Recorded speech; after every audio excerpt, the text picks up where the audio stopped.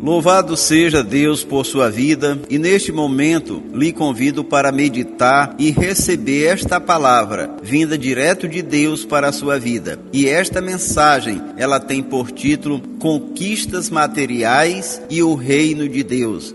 Mateus capítulo 6, versículos 31 e 33. Portanto, não se preocupem, dizendo, que vamos comer, ou que vamos beber, o que vamos vestir? Busquem, pois, em primeiro lugar o reino de Deus e a sua justiça, e todas essas coisas lhes serão acrescentadas. O que tem a ver conquistas materiais com o reino de Deus e a sua justiça? Mesmo que o reino de Deus está ligado ao espiritual e à eternidade, mas tem tudo a ver.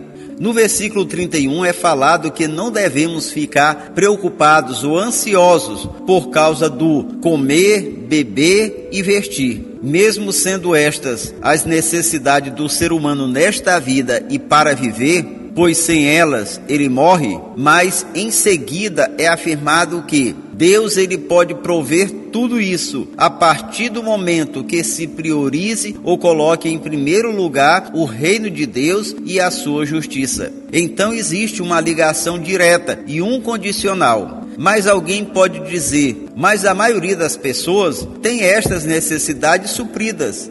Com certeza. Só que a maioria paga um preço muito alto e outras estão endividadas. Isso sem falar que estas pessoas podem ter estas necessidades básicas supridas, mas a maioria se vestem mal, comem mal e bebem mal. Se vestem de uma forma indevida que envergonha a Deus e a família. E também comem e bebem de forma desordenada e imprópria que prejudicam a saúde e o corpo.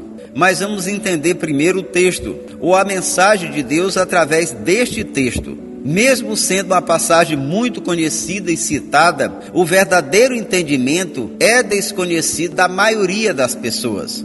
Primeiro, o que significa reino de Deus?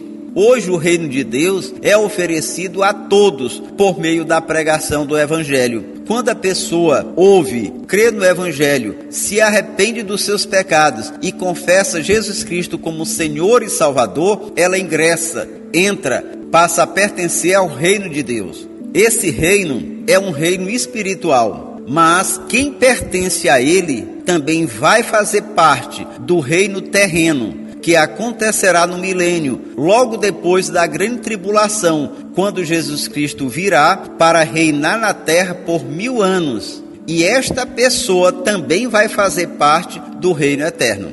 Veja o que Jesus Cristo falou para Nicodemos em João capítulo 3, versículos 3 e 5. Se você não nascer de novo, você não vai ver o reino de Deus. E no versículo 5, ele repete, se você não nascer da água e do Espírito, você não vai entrar no reino de Deus. Então, sem a aceitação a Cristo, não tem como entrar no reino de Deus. E a pregação de Jesus Cristo foi com este propósito. Lucas capítulo 4, versículos 42 e 43 está escrito, ao romper do dia, Jesus foi para um lugar solitário. As multidões o procuravam e quando chegaram até onde ele estava, insistiram que não as deixasse. Mas ele disse, é necessário que eu pregue as boas novas do reino de Deus noutras cidades também, porque para isso fui enviado. E ele também deu esta missão para os seus discípulos. Lucas capítulo 9, versículo 1 e 2. Reunindo os 12, Jesus deu-lhes poder e autoridade para expulsar todos os demônios e curar doenças, e os enviou a pregar o reino de Deus e a curar os enfermos. Aqui ele enviou os 12, agora ele envia 70, com a mesma ordem. Lucas capítulo 10, versículo 9, está escrito, curem os doentes que ali houver e digam-lhes, o reino de Deus está próximo de vocês. E em Lucas capítulo 17, versículos 20 e 21, ele fala que este reino não é material, e sim espiritual. está escrito: certa vez, tendo sido interrogado pelos fariseus sobre quando viria o reino de Deus, Jesus respondeu: o reino de Deus não vem de modo visível, nem se dirá: aqui está ele ou lá está, porque o reino de Deus está entre vocês. E em Romanos capítulo 14, versículo 17, ainda é explicado: porque o reino de Deus não é comida nem bebida, mas justiça e paz e alegria no Espírito Santo. Então esteja atento ao que Jesus Cristo falou em Marcos, capítulo 1, versículo 15. O tempo está cumprido, o reino de Deus está próximo. Arrependei-vos e crede no Evangelho. Agora veja algo muito interessante e importante em Mateus capítulo 6, versículo 10, que faz parte da oração do Pai Nosso, assim como é conhecida. Está escrito: venha a nós o teu reino, seja feito a tua vontade, assim na terra como no céu. O que aprendemos aí? No reino de Deus, a vontade que prevalece é a dele. Quem pertence ao seu reino precisa obedecer a ele. Já pensou se cada um fizer a sua vontade? Esse reino com certeza ele vai virar uma anarquia. Então no reino de Deus é Deus que manda e nós apenas obedecemos. Amém? Outra coisa importante a ser considerada é o seguinte: se alguém já confessou a Cristo como Senhor e Salvador e não se interessa, não prioriza, não coloca em primeiro lugar o reino de Deus, mas somente o seu próprio reino, suas necessidades, sua vontade, com certeza esta pessoa ainda não faz parte do reino de Deus. Mas o que é colocar o reino de Deus em primeiro lugar? É se disponibilizar para fazer a obra de Deus, fazer a sua vontade, é ter prontidão para servir a igreja local e as pessoas, é ofertar, é dizimar, é amar, ter compaixão e ajudar a todos, principalmente os necessitados. É evangelizar para que as pessoas perdidas venham encontrar e entrar no reino de Deus. É levar uma palavra de conforto, é oferecer um ombro amigo para quem precisa, é ser voluntário para fazer o bem, é procurar viver em verdade e em retidão. Amém? Agora o segundo ponto: o que significa justiça de Deus? Justiça aqui não se trata de uma qualidade ou atributo moral, mas do processo que Deus preparou para que o homem fosse salvo. A justiça de Deus se cumpriu com o sacrifício de Cristo para nos salvar e nos remir, ou pagar pelos nossos pecados. A partir do momento que o homem se arrepende e confessa Jesus como Salvador e Senhor, aí se cumpre a justiça de Deus, ou o seu plano para a redenção do ser humano. A partir deste momento, o homem se torna justo ou justificado.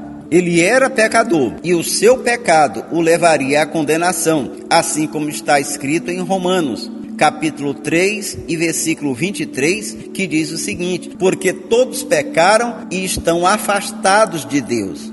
E em Romanos 6, 23, nos diz que o salário do pecado, ou a consequência do pecado, é a condenação, mas o dom gratuito de Deus é a vida eterna por nosso Senhor Jesus Cristo. Então, a partir do momento que ele aceita a salvação em Jesus Cristo, através do seu sacrifício, Jesus se torna o seu intercessor e advogado. Além de o defender, ainda paga a sua fiança, ou seja, o preço pela sua libertação. Daí ele fica livre da condenação. Veja a comprovação disso em Romanos, capítulo 3, versículo 25. Está escrito: ele foi entregue à morte por causa de nossos pecados e foi ressuscitado para que fôssemos declarados justos ou justificados diante de Deus. Romanos capítulo 5, versículo 1. Sendo, pois, justificados pela fé, temos paz com Deus por nosso Senhor Jesus Cristo. Versículo 9. Logo, muito mais agora, sendo justificados pelo seu sangue, seremos por eles salvos da ira ou da condenação. E em Gálatas, capítulo 2, versículo 16, sabemos que ninguém é justificado pela prática da lei, mas mediante a fé em Jesus Cristo. Assim, nós também cremos em Jesus Cristo para sermos justificados pela fé em Cristo, e não pela prática da lei. E em Efésios capítulo 2, versículo 8, fala que a pessoa é justificada ou salva não por causa de uma lei, nem por causa de obras, mas por causa da fé em Jesus Cristo. Lá está escrito o seguinte: pela graça sois salvos, por meio da fé. Isso não vem de vós, é dom de Deus. Não vem das obras, para que ninguém se glorie dela. E em Tito, capítulo 3, versículo 7, ainda nos fala sobre a justificação. Está escrito: para que, sendo justificados pela sua graça, sejamos feitos herdeiros, segundo a esperança da vida eterna. Além de justificado e livre da condenação, o homem ainda se torna herdeiro de Deus. Olha só que maravilha! Então, a partir do momento que o homem é salvo pela justiça de Deus, ele passa a pertencer ao reino de Deus. E pertencendo ao reino de Deus, além da salvação, ele tem as suas necessidades supridas. E o mais interessante, além do suprimento das necessidades materiais básicas, ou seja, o comer, beber e vestir, o Espírito Santo ainda vai ajudar esta pessoa a comer, beber e se vestir de uma forma conveniente, de uma forma adequada, que vai agradar tanto a Deus como a família e todos. Amém? Quero convidar a todos que ouviram esta mensagem e a recebeu no coração e querem ter suas necessidades supridas. Você que ainda não confessou Jesus Cristo como Senhor e Salvador, faça isso agora. Você que já fez isso e não tem colocado o reino de Deus e a sua justiça em primeiro lugar, você também pode fazer esta oração. E eu garanto, vocês vão ter que trabalhar, mas não vão mais se preocupar, se angustiar com o comer, beber e vestir, pois Deus vai providenciar tudo e sempre.